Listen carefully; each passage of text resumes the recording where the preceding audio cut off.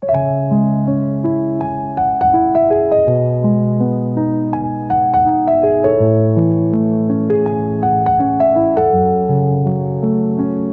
naman kami, pero puso ko'y sa kanya.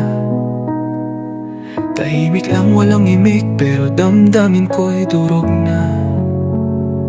Panginoon, ano bang dapat kong maramdaman kung ang taong mahal ko iba naman ang hinahanap?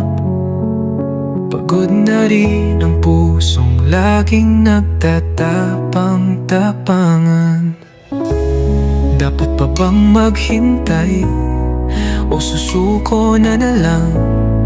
Hahayaan ko na lang bang tadhana ang magdedesisyon para sa'kin?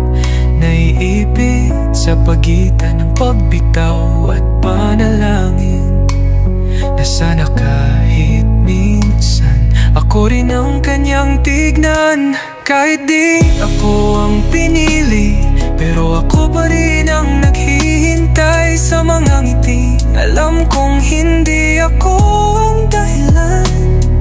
Ang sakit pero ayoko pang limutin. Ang damdaming pilit kong iniingatan kahit walang kapalit. Panginoon, kailangan ko na yata ng senyales.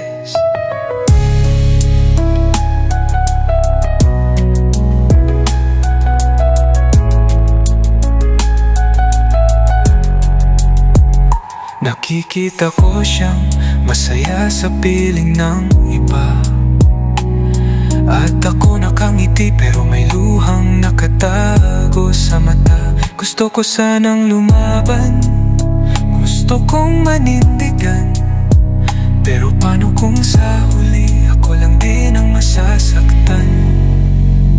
Kung darating ang oras na mapagod na ang puso ko, sana'y matuto akong magpalaya. Hindi siya yung palalayahin, kundi yung sarili ko.